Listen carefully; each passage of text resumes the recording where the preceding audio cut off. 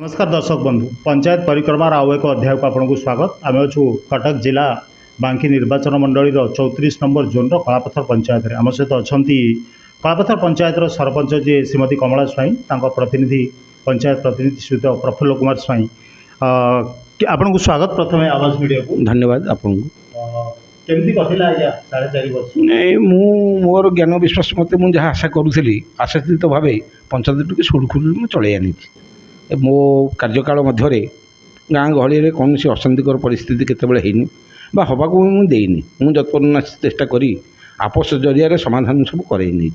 तेणु व्यक्तिगत भाव कहवाक गले ये पंचायतर लोक सब शांतप्रिय लोक विशेष भाव कलह लिप्त रहते भाईचारा संपर्क में नहीं चलती। तेणु से आशा और विश्वास जो लोक मो उपर आस्था करते जत्पन्नाष्टि चेष्टा करी माने पंचायत रे सद्भावटा प्रतिष्ठा रखी बजाय रखी।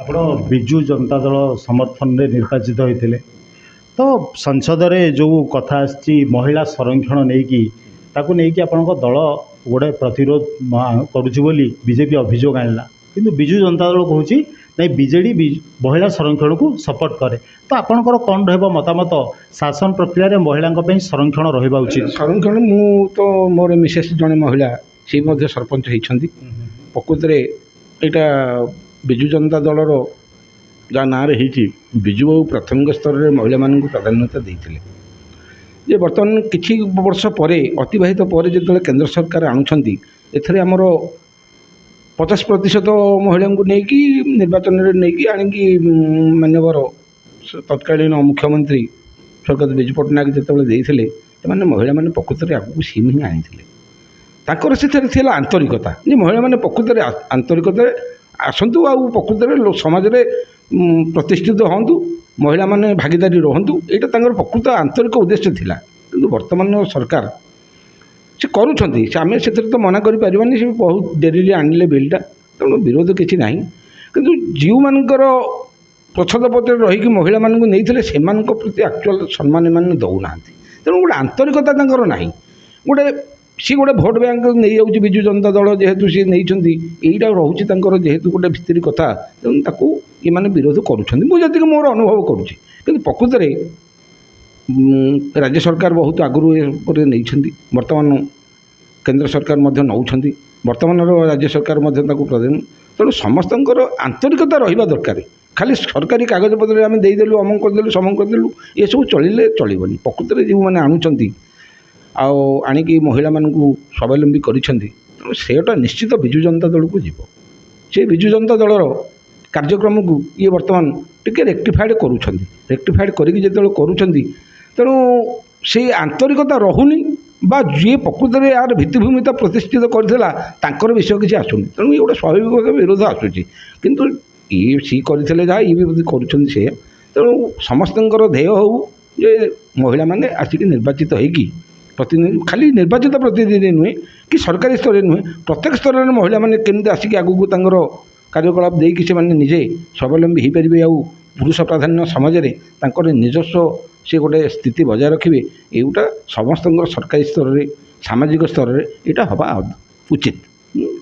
आपण सरकारी चाकरी रे थिले केमती बीजेडी प्रति लव आसला केमती जोड़ी हेले प्रभात बाबू सहित? नहीं सी तो मोर चाकरी प्राय सरी आसला बेलू आमर प्रभात बाबू जी प्रकृत में जहाँ को कहती सी प्रकृत में बांकी होती निर्माता किए कौन कह मुझे जानी सी कि बहुत कम बांकी भी कर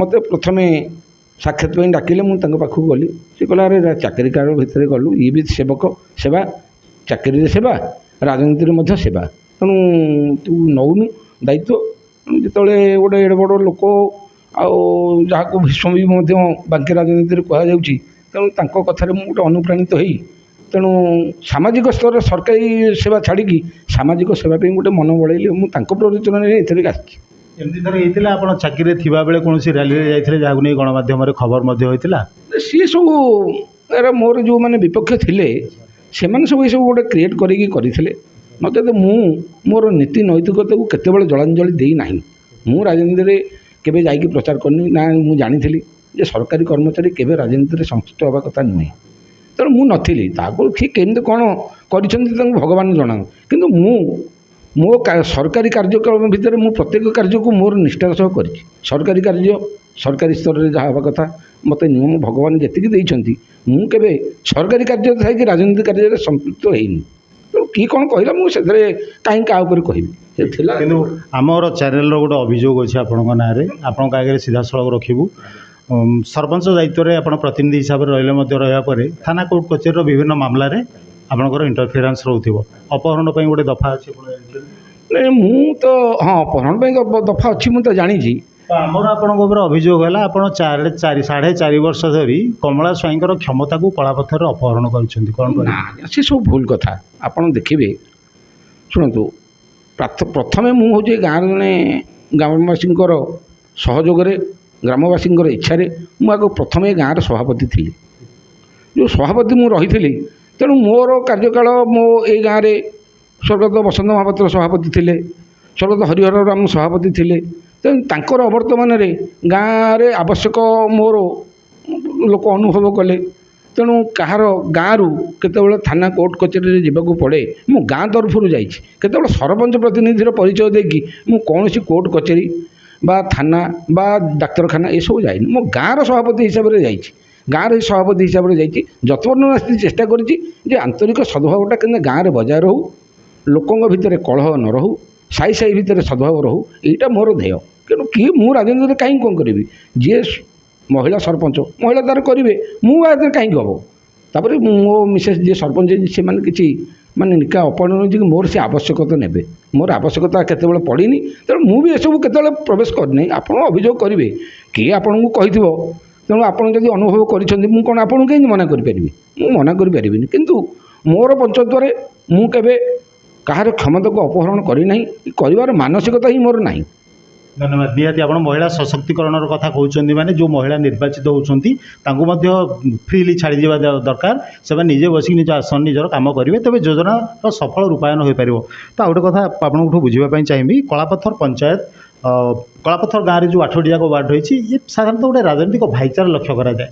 ବିରୋଧୀ ହେଲେ ମଧ୍ୟ ପରସ୍ପର ସହ ଗୋଟେ ଭଲ ସମ୍ପର୍କ ଥାଏ। ଏହାର ମୁଖ୍ୟ କାରଣ କ'ଣ? ମୁଖ୍ୟ କାରଣ ରାଜନୀତି ବାଟରେ, ଭାଇଚାରାର ବାଟରେ। ଇଏ କଳାପଥର ଇଏ ଗୋଟେ ଏମିତି ଗୋଟେ ଗାଁ, ଏଥିରେ ମୁସଲମାନ ମଧ୍ୟ ଅଛନ୍ତି। ଯେଉଁ ମୁସଲମାନଙ୍କ ସାଙ୍ଗରେ ମଧ୍ୟ ଆମ ହିନ୍ଦୁମାନେ ସାମିଲ, ମୁସଲମାନ ମଧ୍ୟ ଆମର ହିନ୍ଦୁ ପରମ୍ପରାରେ ସାମିଲ। ତେଣୁ ଯଦି ଗୋଟେ ଜାତିକି ଆମର ଭିତରେ ଆମର କେତେବେଳେ ଅସଦ୍ଭାବ ନାହିଁ, ତାହେଲେ ଆମେ ଗୋଟିଏ ଜାତିରେ ଆମେ କାହିଁକି ଅସମ୍ମାନିତ ହେବୁ? କାହିଁକି ଆମ ଭିତରେ ଗୋଟେ ଅସଙ୍ଗତି ରହିବ? ତେଣୁ ଆମର ଯେତେ ପର୍ବ ଓଡ଼ିଶାରେ ପାଳନ କରାଯାଉଛି, ସବୁ ପର୍ବ କଳାପଥରେ ହିଁ ରହିଛି, ଆଉ ସମସ୍ତଙ୍କ ସହଯୋଗରେ ରହିଛି, ସହଯୋଗରେ ଚାଲିଛି। କାହାକୁ କେତେବେଳେ ଆମେ ଆଭଏଡ଼ କରିକି କାହାର କିଏ କ୍ଷମତା ଦୁରୁପଯୋଗ କେହି ଏଠି କିଛି କରିନାହାନ୍ତି। ସାହି ସଦ୍ଭାବରେ ଚାଲିଛି।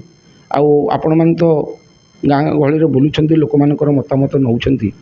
ଆପଣ ବହୁତ ଦିନ ତଳକୁ ଚାଲନ୍ତୁ, ମାନେ ମୋ କାର୍ଯ୍ୟକାଳ ନୁହଁ, ମୋ ପିଲାଟି ବେଳୁ ମୁଁ ଦେଖିଛି କଳାପଥର ଗାଁରେ ସେମିତି ଗୋଟେ ଗୋଷ୍ଠୀଗତ ବିବାଦ କେତେବେଳେ ନାହିଁ। ଏଇଟା ହେଉଛି ଆମ ଗାଁର ଗୋଟେ ପ୍ରମୁଖ ଲକ୍ଷଣ। କାହିଁକି ନା କିଏ କେତେବେଳେ ହେବ, ବାପ ପୁଅରେ ତ କଳି ଲାଗୁଛନ୍ତି, କିନ୍ତୁ ସନ୍ଧ୍ୟାବେଳକୁ ସମାଧାନ। ସେମିତି ଆମର କଳାପଥର ଗାଁରେ କିଏ କେତେବେଳେ ମାନେ ମନାନ୍ତର ହେଇଛନ୍ତି, ମତାନ୍ତର ଆମ ଗାଁରେ କେତେବେଳେ ହେଇନି କାହା ସାଙ୍ଗରେ।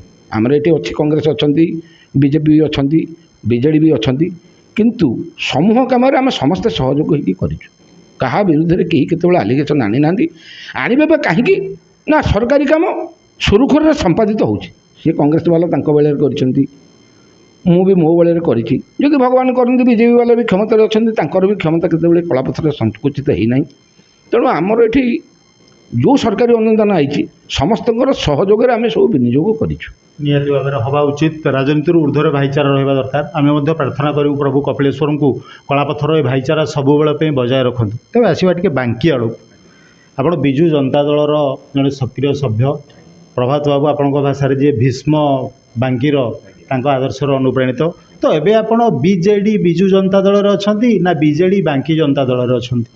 ଏବେ ତ ଆମେ ଆମର ଯାହାକୁ ଆମେ ବିଧାୟକ ବୋଲି ନିର୍ବାଚିତ କରିଥିଲୁ, ତାଙ୍କୁ ସସ୍ପେଣ୍ଡ କରାଯାଇଛି। ସସ୍ପେଣ୍ଡ ଅର୍ଥ ନୁହେଁ ଯେ ସେ ବିଜୁ ଜନତା ଦଳରେ ନାହାନ୍ତି, ଏବେ ବି ସେ ବିଜୁ ଜନତା ଦଳରେ ଅଛନ୍ତି। ସେ ତାଙ୍କୁ ନିଲମ୍ବିତ କରାଯାଇଛି। ତେଣୁ କେତେବେଳେ କ'ଣ ହେବ କହିପାରିବୁନି, ରାଜନୀତିରେ ଘୋଡ଼ା ଛୁଟୁଛି।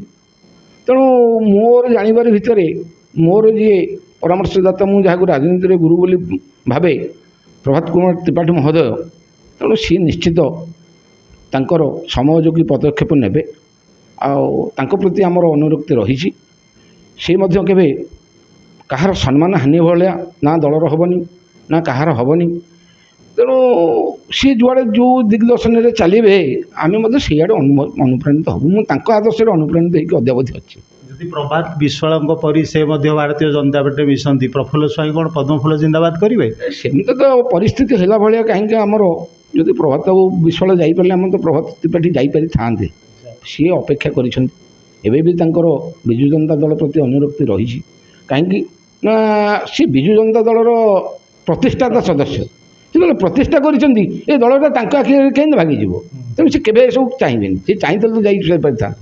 ଆଉ ଆପଣମାନେ ଚାହାନ୍ତୁ ଏ ବାଙ୍କି ରାଜନୀତିରେ ସିଏ ତିଆରି କରିକି ତାଙ୍କର ଗୋଟେ ପାରିବାରିକ ସମ୍ପର୍କ ସେ ଯୋଡ଼ି ଦେଇଛନ୍ତି। ତେଣୁ ସିଏ ଯୁଆଡ଼େ ଯିବେ ଦଳ ମଧ୍ୟ ସିଆଡ଼େ ପଳାଇବ। ଏଠି ଲୋକ ପ୍ରଭାତ ତ୍ରିପାଠୀକି ଚିହ୍ନନ୍ତି। ଅଣ କଂଗ୍ରେସ ରାଜନୀତିରେ ସେ କରିଛନ୍ତି। ମୁଁ ମଧ୍ୟ କଂଗ୍ରେସ ଦଳରେ ଥିଲି। ମୁଁ ଦେଖିଲି ସେ ଯେଉଁ ଆମର ପ୍ରଭାତ ତ୍ରିପାଠୀ ମହୋଦୟ ତାଙ୍କର କିଏ ଶତ୍ରୁ କିଏ ମିତ୍ର ଏସବୁ କେହି ସେ କେତେବେଳେ ବିଚାର କରନ୍ତିନି। ରାଜନୀତିର ଊର୍ଦ୍ଧ୍ୱରେ ରହିକି ସେ କଂଗ୍ରେସ ବାଲାଙ୍କୁ ସାହାଯ୍ୟ କରିଛନ୍ତି, ବିଜେଡ଼ି ବାଲାଙ୍କୁ ସାହାଯ୍ୟ କରିଛନ୍ତି। ଯିଏ ଯେତେବେଳେ ବିପଦରେ ପଡ଼ିଛି ସେ ଠିଆ ହେଇଛନ୍ତି। ଏଇଟା ହେଉଛି ତାଙ୍କର ଗୋଟେ ଭଲ ଗୁଣ। ଏଇ ଭଲ ଗୁଣ ପାଇଁ ମୁଁ ତାଙ୍କ ପ୍ରତି ଅନୁରକ୍ତ ଅଦ୍ୟାବଧି ରହିଛି, ଭବିଷ୍ୟତରେ ମଧ୍ୟ ରହିବି। ଏହା ନିଶ୍ଚିତ ସତ କଥା ଯେ ଆପଣଙ୍କ ପରି ସମର୍ଥକ ଥିବା ଯୋଗୁଁ ପୁରା ରାଜ୍ୟରେ ବିଜେପିର ବିଧାୟକ ଜିତିଥିଲା ବେଳେ ବାଙ୍କିରେ ବିଜୁ ଜନତା ଦଳର କ୍ୟାଣ୍ଡିଡେଟ୍ ଜିତିପାରିଲେ। ସେ ସବୁ ପ୍ରଭାତ ତ୍ରିପାଠୀଙ୍କର ପ୍ରଚ୍ଛନ୍ନ ସହାୟତାରେ ହେଇଛି। କାହିଁକି ନା ଯେତେବେଳେ ସିଏ ଅଣ କଂଗ୍ରେସ ରାଜନୀତି କଲେ ସେ ପ୍ରଥମେ ଆପଣମାନେ ତ ଅବଗତ ଥିବେ ଯୋଗେଶ ରାଉତ ଭଳିଆ ଦିବଂଗତ ନେତା ସେ ତାଙ୍କୁ ମଧ୍ୟ ହରାଇଥିଲେ। ତେଣୁ ଏଇଥିରୁ ତାଙ୍କ ଲୋକପ୍ରିୟତା ଅନୁମାନ। ସିଏ ଯଦି ଭଲ ଲୋକ ନୁହଁ ତାହେଲେ ଆଜି ପର୍ଯ୍ୟନ୍ତ ସେ ରହିଛନ୍ତି କେମିତି? ସେ ରହିଛନ୍ତି, ରହିବେ। ଏଥିରେ କାହାର କିଛି କହିବାର ନାହିଁ। ତାପରେ ଲୋକମତ କଥା, ଲୋକ ବାଙ୍କି ଲୋକ ମାନେ ମୋ ଭଳିଆ ଲୋକ କିଛି ଲୋକ ଅଛନ୍ତି ଯେଉଁମାନେ କି ତାଙ୍କ ପାଖରେ ଠିଆ ହେଲେ। ତେଣୁ ସାରା ଓଡ଼ିଶା ଯେତେବେଳେ ବିଜେପିର ହାୱା ବହୁଥିଲା ସେତେବେଳେ ମଧ୍ୟ ଆମର ପ୍ରଭାତ ତ୍ରିପାଠୀଙ୍କ ସୁପୁତ୍ର ଦେବୀରଞ୍ଜନ ତ୍ରିପାଠୀ ବିଜୟ ଲାଭ କଲେ। ସେଇଠି ଏକାଧିକ୍ରମେ ତାଙ୍କ ଦଳର ଲୋକ ମଧ୍ୟ ଯେଉଁ ବିଜୁ ଜନତା ଦଳ ନୁହେଁ ଏଠି ପ୍ରଭାତ ତ୍ରିପାଠୀଙ୍କ ଫେସ୍କୁ ମୁଖ୍ୟକୁ ରଖିକି ତାଙ୍କ ପୁଅକୁ ଲୋକ ଭୋଟ୍ ଦେଇଛନ୍ତି। ନହେଲେ ଏଠି ତ ବିଜେପିର ଭର୍ତ୍ତୃହରି ମହତାବ ୱିନ୍ କରୁଥିବା ବେଳେ ଦେବୀରଞ୍ଜନ ତ୍ରିପାଠୀ ୱିନ୍ କଲେ। ତେଣୁ ତ୍ରିପାଠୀ ପରିବାରର ନିଶ୍ଚୟ ଗୋଟେ ଦବଦବା ବାଙ୍କିରେ ରହିଛି ଆଉ ରହିବ। ମୁଁ ଅନୁମାନ କରିଛି। କାହିଁକି କିଏ କାହା ନାଁରେ କ'ଣ କହିବ, ସମୟ ତ କହିବ। ଆଜି ଯିଏ ଭଲ କାଲି ସିଏ ମନ୍ଦ, କାଲି ଯିଏ ମନ୍ଦ ଆଜି ସିଏ ଭଲ, ଏସବୁ ଚଳିବ। କିନ୍ତୁ ରାଜ୍ୟସଭା କ୍ରସ୍ ଭୋଟିଂ ପରେ ବାଙ୍କିରେ କିଛି ନେତୃତ୍ୱ ଯେଉଁମାନେ ଦୀର୍ଘଦିନ ଧରି ପ୍ରଭାତ ତ୍ରିପାଠୀଙ୍କ ସାଙ୍ଗରେ ଥିଲେ ଆମେ ମଧ୍ୟ ଦେଖିଛୁ, ସେମାନେ ନିଜକୁ ଅସଲ ବିଜେଡ଼ି କହି ବିଧାୟକ ଦେବୀରଞ୍ଜନ ତ୍ରିପାଠୀ ଆଉ ପୂର୍ବତନ ବିଧାୟକ ପ୍ରଭାତ ତ୍ରିପାଠୀ ଦଳ ପ୍ରତି ବିଶ୍ୱାସଘାତ କଲେ ବୋଲି କହୁଛନ୍ତି। ତାଙ୍କୁ କ'ଣ କହିବେ? ଶୁଣନ୍ତୁ ଆଜ୍ଞା, ସିଏ କିଏ କ'ଣ କହିବେ? ଆପଣ ପ୍ରଥମେ ଜଣେ ସାମ୍ବାଦିକ ଭାଇ, ମୁଁ ମନେକର ମୁଁ ଗୋଟେ ପଦରେ ଠିଆ ହେଇଛି। ସେ କ୍ରସ୍ ଭୋଟିଂ କାହାକୁ କଲେ? ଦିଲ୍ଲୀପ ରାୟଙ୍କୁ କଲେ। ସେ ତ ଅନ୍ୟ କାହାକୁ କରିନାହାନ୍ତି। ଦିଲ୍ଲୀପ ରାୟ ତାଙ୍କର ପାରିବାରିକ ସମ୍ପର୍କ ବୋଲି ମୁଁ ଅନୁଭବ କରିଛି। ମୁଁ ତ ଜାଣିନି, ମୁଁ ଏବେ ଆସିକି ତାଙ୍କ ସାଙ୍ଗରେ ମିଶିଲି। ଯଦି ମନେକର ପ୍ରଭାତ ତ୍ରିପାଠୀ ବିଜେପିର ଠିଆ ହୁଏ ତାହେଲେ ଦେବୀରଞ୍ଜନ ତ୍ରିପାଠୀ କ'ଣ କରିବେ? ତେଣୁ ଏଇଠି ଗୋଟେ ପାରିବାରିକ ଭୋଟ୍ରେ ଠିଆ ହେଇଛି। ତେଣୁ ସିଏ ଯେହେତୁ ଆମର ଦିଲ୍ଲୀପ ରାୟ ରହୁଛନ୍ତି ବିଜୁ ଜନତା ଦଳର ଜଣେ ପ୍ରତିଷ୍ଠାତା ସଦସ୍ୟ, ତେଣୁ ତାଙ୍କ ଭିତରେ ସିଏ ଭାତୃଭାବ ସଦ୍ଭାବ ରଖିକି ଯେତେବେଳେ ପ୍ରଭାତ ତ୍ରିପାଠୀଙ୍କର ସହଯୋଗୀ ପୁରୁଖା ସହଯୋଗୀ ଜଣେ ପ୍ରାର୍ଥୀ ହେଉଛନ୍ତି, ତାଙ୍କ ପୁଅ ନିଶ୍ଚିତ ଗୋଟେ ଭାବିଛନ୍ତି ଯେ ଗୋଟେ ମୋ ବାପାଙ୍କର ସହଯୋଗୀ ଠିଆ ହେଇଛନ୍ତି, ସେ ଏଇ ଦୃଷ୍ଟିରୁ ଦେଇଥିବେ। ତେଣୁ କ'ଣ ପାଇଁ ହେଇଥିବ? ତେଣୁ ରାଜନୀତିରେ କ'ଣ କ୍ରସ୍ ଭୋଟିଂ କ'ଣ? ଲୋକ ତ ଏଇ ବିଜେଡ଼ି ଲୋକ, ଏଇ କଂଗ୍ରେସ ଲୋକ ବିଜେଡ଼ି ହେଇଛନ୍ତି, ଏଇ ବିଜେଡ଼ି ଲୋକ ବିଜେପି ହେଇଛନ୍ତି। ସେତେବେଳେ ତ କାହା ବିଷୟରେ କହୁନାହାନ୍ତି। ଲୋକ ତ କେହି କହିପାରୁନାହାନ୍ତି ଯେ ଆଜି ତୁମେ ବିଜେଡ଼ି ଥିଲ କାହିଁକି ବିଜେପିକି ଗଲ। କିନ୍ତୁ ଜଣେ ଲୋକ ଦେଇଦେଲା, ତାର ଫ୍ୟାମିଲିର ସମ୍ପର୍କ ଥାଇପାରେ, କ'ଣ ହେଇଥାଇପାରେ, ତାଙ୍କର ଥାଇପାରନ୍ତି। ତେଣୁ ଏଥିରେ ମୁଁ ଭାବୁଛି କାହିଁକି ଦେବୀରଞ୍ଜନ ତ୍ରିପାଠୀ କିଛି ଭୁଲ କଲା ଭଳିଆ ମୋତେ କିଛି ଲାଗୁନି। ସିଏ ତାଙ୍କର ପାରିବାରିକ ସମ୍ପର୍କଟା ରହିଛନ୍ତି। ଆଜି ତ ରାଜନୀତି କାଲି ରହିବନି। ଆଜି ତ 2024ର ଯେଉଁ ସାଧାରଣ ନିର୍ବାଚନ ଥିଲା ବାଙ୍କି ନିର୍ବାଚନ ମଣ୍ଡଳୀରେ ଯେଉଁ ଆପଣଙ୍କର ନବୀନ ମ୍ୟାଜିକ୍ ଶଙ୍ଖ ମ୍ୟାଜିକ୍ ଅପେକ୍ଷା ପ୍ରଭାତ ତ୍ରିପାଠୀଙ୍କର ସାଂଗଠନିକ ଶକ୍ତି କାମ ଦେଇଛି। ନିଶ୍ଚିତ, ଏଇଟା ନିଶ୍ଚିତ ଆପଣ ମୁଁ 100% ଜୋର ଦେଇକି କହିବି ଯେ ପ୍ରଭାତ ଦିବ୍ୟାଙ୍କ ଦବଦବାରେ ହିଁ ମାନେ ଦେବୀରଞ୍ଜନ ତ୍ରିପାଠୀ ଜିତିଛନ୍ତି ଆଉ ଶଙ୍ଖ ଚିହ୍ନ ଜିତିଛି। ତାହେଲେ ଆଗାମୀ ଦିନରେ ପ୍ରଭାତ ତ୍ରିପାଠୀଙ୍କ ରାଜନୈତିକ ନିଷ୍ପତ୍ତିକୁ ପ୍ରଫୁଲ୍ଲ ସ୍ୱାଇଁ ସମର୍ଥନ କରିବେ। ନିଶ୍ଚିତ, ନୋ ଡାଉଟ୍ ସେଥିରେ ହଉ। ଏଇଟା ଗଲା ବାଙ୍କି ରାଜନୀତିର କଥା। ଏବେ ଆସିବା ଗାଁକୁ, ପଞ୍ଚାୟତକୁ ଆସିବା। 4.5 ବର୍ଷରେ ଯାହା ଲୋକଙ୍କର ମୌଳିକ ଆବଶ୍ୟକତା ଆପଣ ନିର୍ବାଚନ ବେଳେ ଯାହା ପ୍ରତିଶ୍ରୁତି ଦେଇଥିଲେ, ନିର୍ବାଚିତ ହୋଇ ଆସିଲେ ଏଇସବୁ କାମ କରିବେ, କେତେ ପ୍ରତିଶତ ତାକୁ କରିବାରେ ସଫଳ ହୋଇଛନ୍ତି? ମୁଁ ନିଜକୁ ନିଜେ କହିବା ଉଚିତ ହେବନି। ଆପଣମାନେ ତ ଗାଁ ଗହଳିରେ ବୁଲୁଛନ୍ତି। ମୁଁ ଯେତେବେଳେ ନିର୍ବାଚନରେ ଠିଆ ହେଇଥିଲି, ଆମେ ଲେଖିଥିଲୁ ଆମେ କଥାରେ କିଛି ବିଶ୍ୱାସ କରୁନୁ, ଆମେ କାମରେ ବିଶ୍ୱାସ କରୁ। ଆପଣମାନେ ଗାଁ ଗହଳିକୁ ଯିବେ, ସରକାରୀ ସ୍ତରରେ ଯେତେ ପ୍ରକାର ସୁବିଧା ଲୋକଙ୍କୁ ମିଳିବା କଥା କୌଣସିଥିରେ ଆମେ ଅବହେଳା ପ୍ରଦର୍ଶନ କରିନାହୁଁ। ମାନେ ତନ ମନ ଦେଇ ଲୋକଙ୍କର ଦୁଃଖ ସୁଖରେ ଠିଆ ହେଇଛୁ। ସରକାରୀ ଅନୁଦାନ ଠିକ୍ ସମୟରେ ବିନିଯୋଗ କରିଛୁ। ଆପଣମାନେ ଜାଣିଥିବେ ଯେତେବେଳେ ଆମର ନୂଆ ମାନ୍ୟବର ମୋହନ ମାଝୀଙ୍କ ସରକାରକୁ ଆସିଲେ, ସେତେବେଳେ ଗୋଟେ ପଞ୍ଚାୟତ ସ୍ତରରେ ପ୍ରତିଦ୍ୱନ୍ଦିତା ହେଉଥିଲା। ସେ ପ୍ରତିଦ୍ୱନ୍ଦିତା ପଞ୍ଚାୟତ ସ୍ତରରେ ମୁଁ ବୋଧେ ମାନେ ଜିଲ୍ଲା ସ୍ତରରେ ମୋ ପଞ୍ଚାୟତ ମାନେ 1 ନମ୍ବର ସ୍ଥାନ ଅଧିକାର କରି ମୁଁ ପୁରସ୍କାର ପ୍ରାପ୍ତ ମୋ ପଞ୍ଚାୟତ ହେଇଛି। ତେଣୁ ମୁଁ ନିଜକୁ ନିଜେ କହିପାରିବିନି ଯେ ମୁଁ କେତେ କାମ କରିଛି। ମୋ କାମ ଲୋକମାନେ କହିବେ। ଆଉ ଆପଣମାନେ ତ ଗାଁ ଗହଳିରେ ବୁଲୁଛନ୍ତି, ଆପଣମାନେ ତ ସବୁ ଅନୁଭବ କରିଛନ୍ତି। ଆପଣମାନେ ମୋର ଜ୍ଞାନୀ ଗୁଣୀ ଲୋକ। ଆପଣ ଯାହା ଅନୁଭବ କରିବେ, ଯାହା ଲୋକ ତାଙ୍କର ପ୍ରକାଶ କରିବେ, ସେଇଟା ହିଁ ମୋର ପ୍ରାପ୍ୟ ହେବ। ହେଲେ ଆମେ ଭାବିବୁ 2027ରେ ଦ୍ୱିତୀୟ ଇନିଂସ୍ ଆରମ୍ଭ କରିବେ ପ୍ରଫୁଲ୍ଲ ସ୍ୱାଇଁ। ଦେଖନ୍ତୁ କ'ଣ କରିବା, ଇଏ ତ ରାଜନୀତି କଥା। ଏ ତ କେହି କାହାର ଏଠି ନିଜର ନୁହଁ, ସମସ୍ତଙ୍କ ପାଇଁ ପଡ଼ିଛି ଖୋଲା ମଇଦାନ। ଇଏ କିଏ ପ୍ରାର୍ଥୀ ହେଉଛନ୍ତି, ମୁଁ ପ୍ରାର୍ଥୀ ହେବି, ମୋଠୁ ବେଟର ଲୋକ ହେଲେ ବେଟର ଲୋକଙ୍କୁ ଲୋକ ଦେଇପାରିବେ। ମୁଁ ଯଦି ବେଟର ଲୋକ ହେବି ବୋଲି ଭାବିବି, ସେମିତି ନାହିଁ।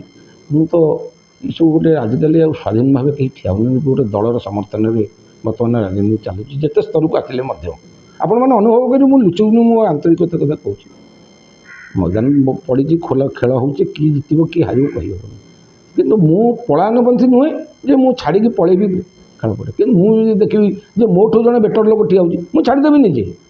ତେଣୁ କିଛି ଅସୁବିଧା ନାହିଁ ଏଥିରେ। ତେଣୁ ପରିସ୍ଥିତି ଆଉ ଲୋକଙ୍କର ମୋ ପ୍ରତି ଆନ୍ତରିକତା ମୁଁ ଅନୁଭବ କରିବି। ଲୋକଙ୍କର ଯଦି ମୋ ପ୍ରତି ଥିବ ସମର୍ଥନ ଭାବ, ମୁଁ ଜିତିବି। କାହିଁକିନା ଲୋକ ହିଁ ସ୍ଥିର କରିବେ ଆମେ ହେଇପାରିବୁ କି ନ ହେଇପାରିବୁ। ତେଣୁ ଆମର ତ ଅଛି ଦିନକୁ ଘଡ଼ି କେତେ ଗୋଟା ଛୁଟୁଛି। ଆଜି ଯିଏ ମାନେ ଭଦ୍ରଲୋକ ହେବ, କାଲି ସେ ଚୋର ହେଇଯାଉଛି, କାଲି ଯିଏ ଚୋର ଆଜି ସେ ଭଦ୍ରଲୋକ। ଆଜିକାଲି ରାଜନୀତିରେ ଇଏ ହେଉଛି ଅପ୍ରିୟ ସତ୍ୟ। ଆପଣ ତ ନିଜେ ଅନୁଭବ କରୁଛନ୍ତି।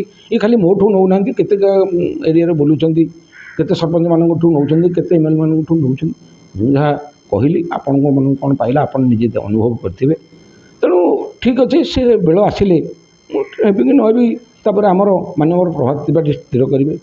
ସର୍ବୋପରି ମୋ ପଞ୍ଚାୟତବାସୀ ସ୍ଥିର କରିବେ ମୁଁ ପ୍ରାର୍ଥୀ ହେବାକୁ ଯୋଗ୍ୟ କି ନୁହେଁ। ଯଦି ସେମାନେ ଯୋଗ୍ୟ ବିଚାର କରନ୍ତି, ତାହେଲେ ମୋତେ କହିଲେ ମୁଁ ଲୋକମାନଙ୍କ ତରଫରୁ ହିଁ ପ୍ରାର୍ଥୀ ହେବି। ଏବେ ଚାକିରିରୁ ଅବସର, କିନ୍ତୁ ରାଜନୀତିରୁ ଅବସର ଏବେ ମନରେ ନାହିଁ। ମନରେ ହେଇନି। ଲୋକଙ୍କର ଯେତେ ଦିନ ପର୍ଯ୍ୟନ୍ତ ମୋ ପ୍ରତି ଆଶୀର୍ବାଦ ଥିବ, ମୁଁ ନିଶ୍ଚିତ ରହିବି। ଆଉ ରାଜନୀତି ଏମିତି ଗୋଟେ ଲୋକ, ମୁଁ ଯଦି ଓହରିଯିବି ମୁଁ ପଳାୟନପନ୍ଥୀ ହେଇଯିବି। ତେଣୁ ମୁଁ ପଳାୟନପନ୍ଥୀକୁ କେତେବେଳେ ପ୍ରଶ୍ରୟ ଦେଇନି। ତେଣୁ ଲୋକଙ୍କ ମତ ଅନୁସାରେ ମୁଁ ପରବର୍ତ୍ତୀ ସମୟରେ କ'ଣ ଆକ୍ସନ୍ ହେବ, ଲୋକମାନେ ଯାହା କହିବେ ମୁଁ ସେଇ ଅନୁସାରେ ଚାଲିବି। ଲୋକ ଚାହିଁବେ ନା ନାହିଁ ଆମେ ଆଉ ଅଧିକା ଭଲ ଲୋକ ଚାହୁଁଛୁ, ଠିକ୍ ଅଛି, ମୁଁ ବି ତାଙ୍କ ସାଙ୍ଗେ ସମର୍ଥନ ହେବି। କାରଣ ମୁଁ ଲୋକଙ୍କ ସମର୍ଥନରେ ହିଁ ସରପଞ୍ଚ ହେଇଛି। ମୁଁ କହିପାରିବିନି ଯେ ମୁଁ ନିଜେ କିଛି ବଡ଼ ଲୋକ କି ଅମକ ମୋତେ ଦିଅ, ଏସବୁ ନାହିଁ। ବହୁତ ଲୋକ ଅଛନ୍ତି, ମୋଠୁ ଭଲ ଲୋକ ବି ଅଛନ୍ତି।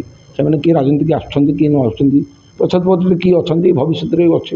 ତ ଯୁବ ସମାଜର କଥା ମାନେ ଏଇ ବି 10ଟା ମୌଜା ଆପଣ ଜାଣିଥିବେ, 10ଟା ଗାଁକୁ ନେଇକି ଏଡ଼େ ବଡ଼ ପଞ୍ଚାୟତ। କାହାର କେଉଁଠି ମନ ଥିବ, ମୁଁ ଖାଲି ଠିଆ ହେବିନି। ଯଦି ଆହୁରି ମୋଠୁ କିଏ ବେଟର ଲୋକ ଅଛନ୍ତି, ଜ୍ଞାନୀ ଗୁଣୀ ଧନୀ ମାନି ଏସବୁ ଅଛନ୍ତି, ଯଦି ମୁଁ ଅନୁଭବ କରି ମୁଁ ବି ତାଙ୍କୁ ସମର୍ଥନ କରିଯିବି। ସେଥିରେ କିଛି ଭୁଲ ହେବାର ଚାନ୍ସ ନାହିଁ। 2022ରେ କେତେ ଟଙ୍କା ଖର୍ଚ୍ଚ ହୋଇଥିଲା ନିର୍ବାଚନ ପ୍ରଚାରରେ? ନାଇଁ, ମୁଁ ତ ନିଜେ କହିବିନି। ମୁଁ ନିର୍ବାଚନରେ ଖର୍ଚ୍ଚ ହୁଏ, ମୁଁ କାହିଁକି ସେମିତି କିଛି ଅନୁଭବ କରୁନି। ଆପଣମାନେ ଆସୁଛନ୍ତି, ମୋ ଘରେ ବସିଛନ୍ତି। ମୋର ଏଇ 3ଟା ୱାର୍ଡ଼, ଏଇ କଳାପଥର ହେଉଛି 8ଟା ୱାର୍ଡ଼। 8ଟା ୱାର୍ଡ଼ରେ ମୋ ମିସେସ୍ ସରପଞ୍ଚ ପଦରେ ନିର୍ବାଚିତ ପାଇଁ ନୋମିନେସନ୍ କରିବା ପୂର୍ବରୁ ହିଁ ମୁଁ ସଭାପତି ପଦରେ ଥିଲି।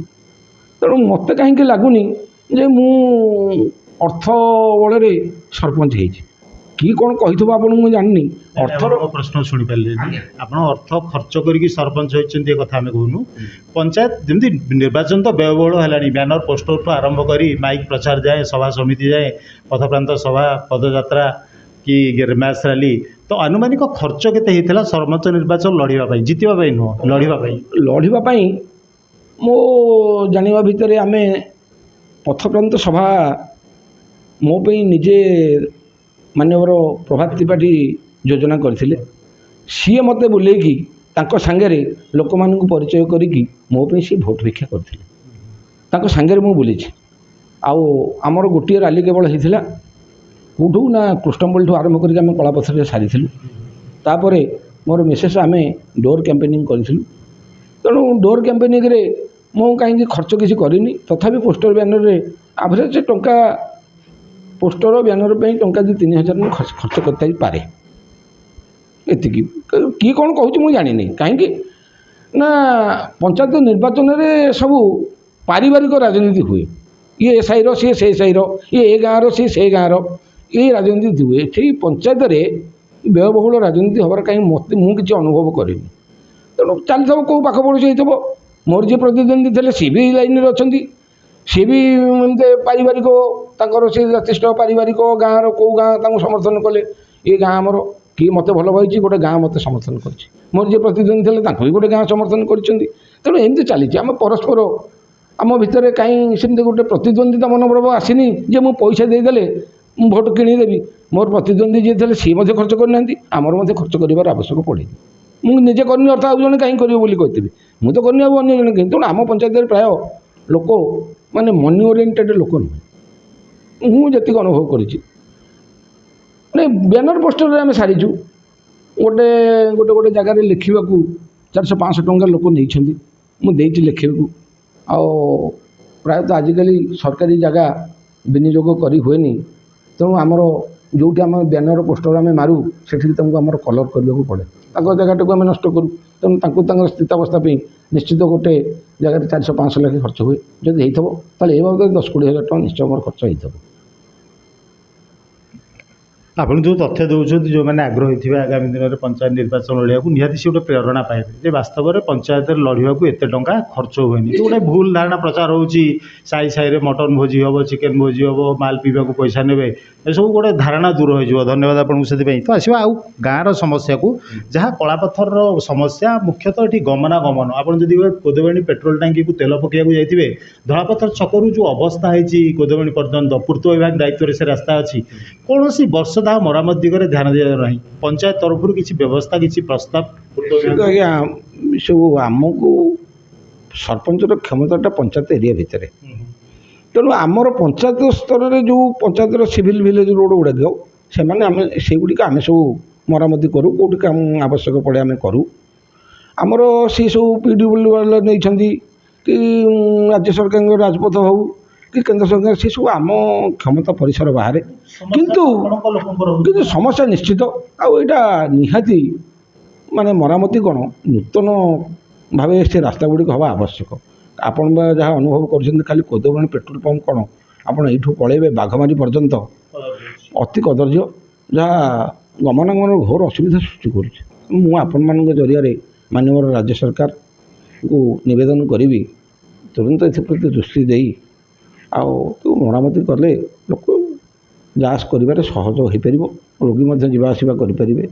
ଆଉ ଗୋଟେ ଆପଣମାନଙ୍କ ଜରିଆରେ ମୁଁ ମାନ୍ୟବର ରାଜ୍ୟ ସରକାରଙ୍କୁ କହିବି, ଭଲ ଧାରଣାଟି ସେ ନେଇଛନ୍ତି ଯେ ଗୋମାଫିଆଙ୍କୁ ସାବାଡ଼ କରୁଛନ୍ତି।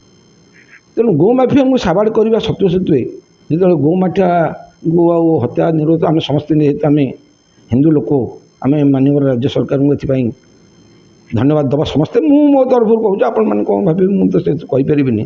କିନ୍ତୁ ଯେଉଁ ଗୋଶାଳା ଗୁଡ଼ିକ ରହୁଛନ୍ତି, ଗୋଶାଳାର ଅବସ୍ଥା ଆପଣ ଦେଖିଲେ ମାନେ ଜଣେ କଂସେଇଠୁ ହୀନ କରିକି ରଖିଛନ୍ତି ଗୋଶାଳା ମାଲିକ। ତେଣୁ ଯଦି ମାନ୍ୟବର ରାଜ୍ୟ ସରକାର ଏଥିପ୍ରତି ଦୃଷ୍ଟି ଦିଅନ୍ତେ, ଗୋମାତାକୁ ମାନେ ଖାଇବାକୁ ସୁବିଧାରେ ଦିଅନ୍ତେ, ତାହେଲେ ନିଶ୍ଚିତ ଭାବେ ଗୋବଧ ନିରୋଧର ଆଇନଟାର କାର୍ଯ୍ୟକାରିତା ହୋଇପାରନ୍ତା। ମୁଁ ଆପଣମାନଙ୍କ ଜରିଆରେ ମାନ୍ୟବର ରାଜ୍ୟ ସରକାରଙ୍କୁ ଏତିକି ନିବେଦନ କରିବାକୁ ଚାହୁଁଛି। ବହୁତ ସୁନ୍ଦର ପ୍ରସ୍ତାବ। କେବଳ ଗୋମାତାଙ୍କୁ ଉଦ୍ଧାର କଲେ ହେବନି, ତାଙ୍କୁ ଥଇଥାନ କରି ଭଲ ଜାଗାରେ ଦାୟିତ୍ୱ ନେଇ ମଧ୍ୟ ପାଳନ କରିବା ଦରକାର। ଆଗକାଳରେ ଯେଉଁ କାଞ୍ଜିଆ ହୁଦା ଥିଲା, ଏବେ ସେ ପ୍ରଥା ଉଠିଗଲାଣି, ହଟେଇ ଦିଆଗଲାଣି। तो जदि गोरुटी हजि जाऊँगी ताकू नहीं निर्दिष्ट स्थान में बांधि रखा अल्प किसी जोरिमाना दे पुणी गोरु को घर को फेरई नवा ए प्रथा बंद हो गलानी बोधे कटक जिले में कटक में गोटे केवल कांजिया हुदा चली अन्य जगह प्राय बंद तो निहाती भाव में गोटे भल प्रस्ताव आम या निश्चित भाव में जमी उपरिस्थ अधिकारी तथ्य खबर पाइबे आम चेष्टा करूँ। तो कलापथर आउ गोटे समस्या जहाँ रही जो बसस्टाण्ड आमर अच्छी ता भर को स्थायी भाव में बस जाऊनी रास्ता उपर गाड़ी मोटर रही यात्री उठेवा जाती ओह्लैवा कम हो बसस्टाण्ड अवस्था जराजीर्ण हो पड़ी तार पुनरुद्धार पर किसी योजना ये 5 वर्ष हो पारानी कहीं शुणु आज्ञा सी घटना हूँ प्राथमिक स्तर में यहाँ पंचायत जो टेकअप कर आमर माने मो सभापति गाँव संपादक प्रताप कुमार महापात्र आमर पूर्वतन सरपंच सरदार अली बेग महोदय आउ अन्य युव गोष्ठी सब आम मिलित भाव गोटे प्रचेषा करी सेठी बस नहीं कि परवर्ती समय आम सर्वसाधारण जो चाषी कूल आसुँच गोटे मानसिकता रही रास्ता पर आम बिकिदेकी पलैबू तेणु जो बसटा गले से रास्ता कड़े से ठिया बसटा जाकि फेरिकी आसवाक से पर्याप्त सुजोग मिलला ना ना आम प्रथम ट्रायल करूँ आपण मानक अनुभव करते आपन तो बुलूं देखुं तथापि गोटे बसस्टाण्ड निहाती दरकार किंतु दुखर कथा बसस्टाण्ड जी भित्तिभूमि दरकार कलापथर एरिया से भित्तिभूमि ना जो आम बसस्टाण्ड करने को सक्षम हो पारू ना जो गुरेपल्ली हाट पाखे आमर बसस्टाण्ड पाखे गोटे नहीं आमर मोटर कर्मचारी संघवाला सी सेठी रहणी पे किसी व्यवस्था हो पारानी दी साइड रे लोकंर प्राइवेट जगह गाड़ी प्रवेश आ प्रस्थान पे पर्याप्त सुजोग मिललानी जो बसस्टाण्डटा चलबारे माने विफल है नचे तो आम बहुत ट्रायल करूँ आ लोक मानक यात्री विश्रामगार करूँ गाड़ी पे प्रशस्त गाड़ी केमती आसो बुली पार करूँ किंतु जो दी साइड रे जीवाई प्राइवेट जगह रहा से मैंने सब दखल कले अच्छा ये दखल उच्छेद स्थानीय पुलिस बदेश्वर पुलिस महाशय आईएस बहुत बार आम ट्रायल करूँ बहुत बार उठेचु लोकंर तो मानसिकता रोचे से हाट उपर रास्ता उपर ठिया बिकवा क्या सागर के अप्रिय हम कौन हम से आम प्रकृति में यहाँ मोर गोटे विफल योजना मुझे सक्सेस हो पारनी तेज जदि लोक मान भितर धीरे धीरे भी गोटे उत्साह आसला ना आम गोटे बसस्टाण्ड करूँ से मोटर एसोसिएशन वाला आग्रही अच्छा गाँ बैठक में पास कराई आम गोटे बसस्टाण्डटा केमती हेल्ले करूँ आउ गाँ मान सहयोग नहीं कि आम निश्चित बसस्टाण्डटा करूँ 4.5 वर्षर अनुभूति आपन तो गाँ सहित दीर्घ वर्ष धरी जड़ित विभिन्न पूजा पर्वाणी हानि लाभ आरंभ कर सबुथ नेतृत्व नियंती तब प्रत्यक्ष दायित्व पाइबा जो 4.5 वर्षर अनुभूति पंचायतवासी को तथा आगामी दिन जो मैंने पंचायत राजनीति को आसवाक चाहते कौन वार्ता देवे निज अनुभव नहीं वार्ता देवी कौन